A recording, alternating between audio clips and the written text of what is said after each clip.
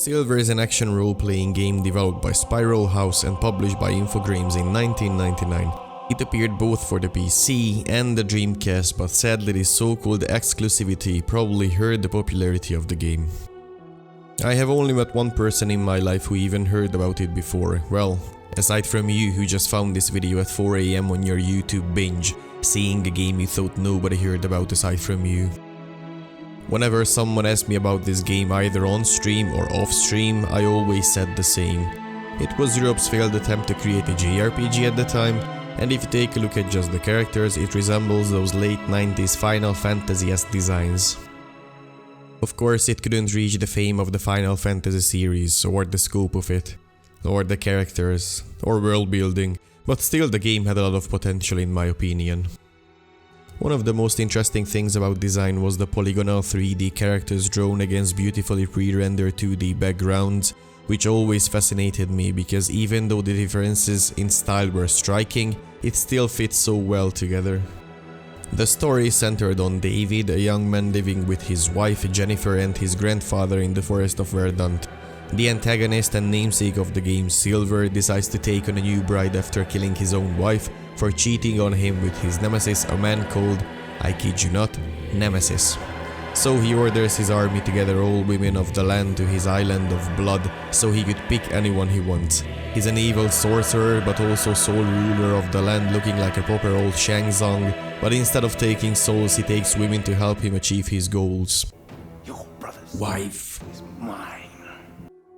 His most brutal enforcer and best voice-acted son Fuge personally goes to take our protagonist's wife, since there is a dark history between him and the family. I should have dealt with you years ago. You're fortunate that I have more important matters to deal with. So David and Grandpa goes on an adventure to rescue her, soon finding out that it is not only happening to them, but everyone in the land as well. As a result, a resistance has already been formed to end the evil reign of Silver. On the way of defeating the sorcerer and rescuing wives, of course Grandfather does a Ben Kenobi early on to Fuge's Vader, leaving David shouting "No!" at the bad guy and running away. He joins the rebellion. We learn of a prophecy of grand scales where you have to collect 8 mystical orbs of power, each representing a region of the land.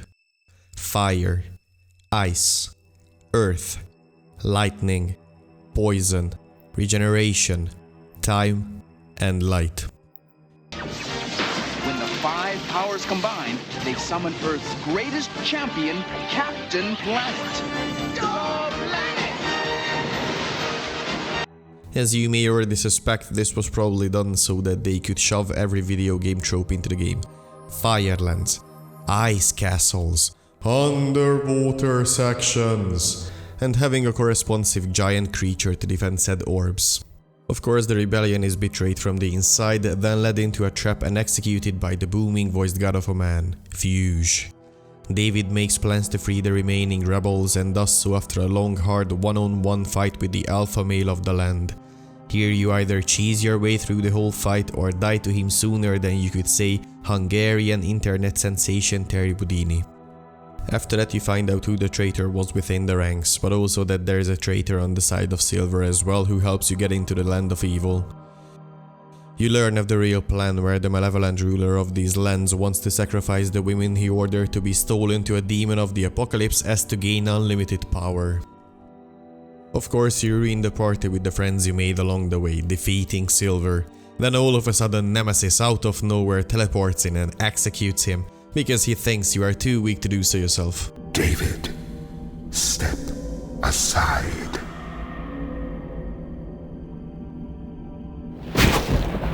It's over. Naturally, the demon Apocalypse does not want to let this world go just yet. So as it happens, Nemesis and David merge into one being to defeat the demon in his own hellish home, preventing Apocalypse forever and bringing sunshine in the lives of people. The Dark Tower of Sauron collapses, David and his wife are reunited, and everyone sails off into the sunset.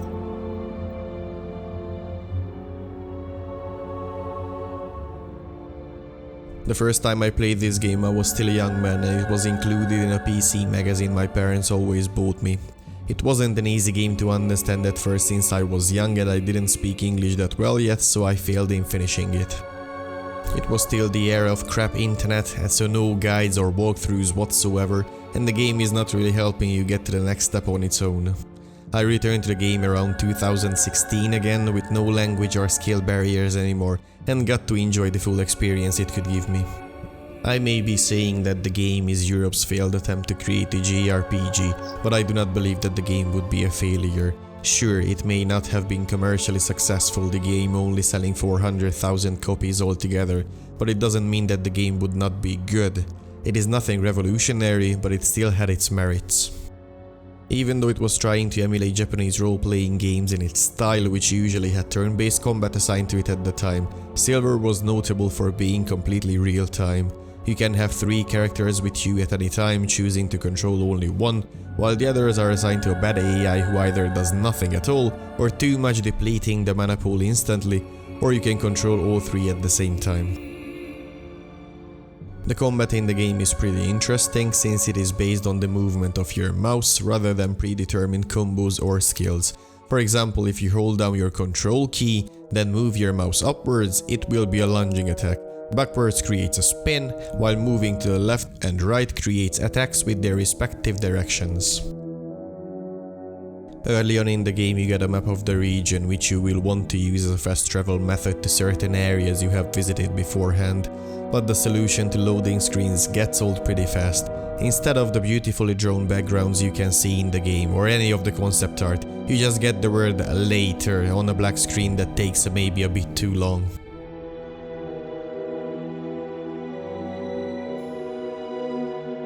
On stream I got through Silver quite fast, in about 10 hours, but that is due to the fact that I already knew where to go and what to do this time.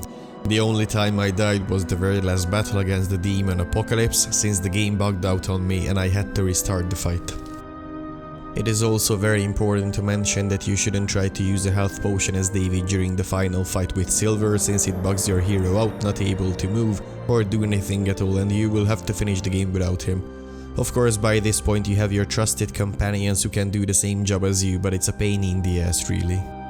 All I can really say from early experiences in my life and later on as well, it was fine.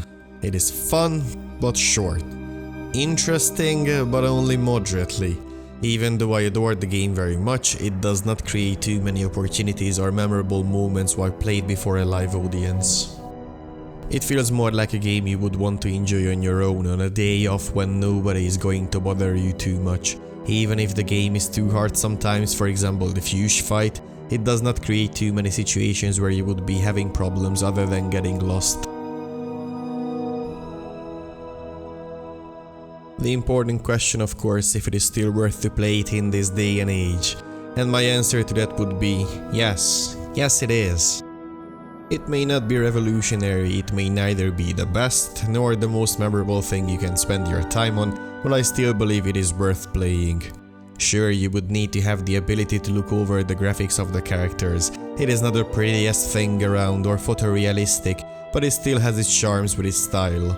The music is great, the voice acting is proper, and the backgrounds are very well drawn. A bit of nostalgia may be needed to fully appreciate the game for what it is, but for light role-playing game fans, I would truly recommend trying out. If you would ever decide to pick the game up, I am going to tell you in advance. The belt section in Rain is dumb and very easy to mess up, so I will showcase the correct way to do it, and feel free to return here when you get there in your own playthrough.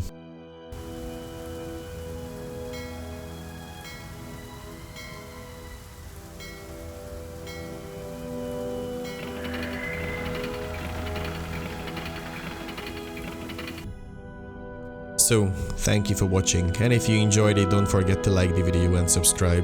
I will try to make sure to upload more in the future. Check the links in the description to guide you to me playing through these games live. Be there when the magic happens. And as always, have the rest of your day.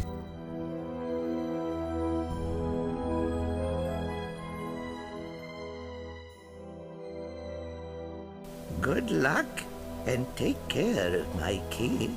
I've had to hide it in a very private place for many years. We will. And thank you. It was his ass, right? No need for thanks. The pleasure was all mine. It was his ass.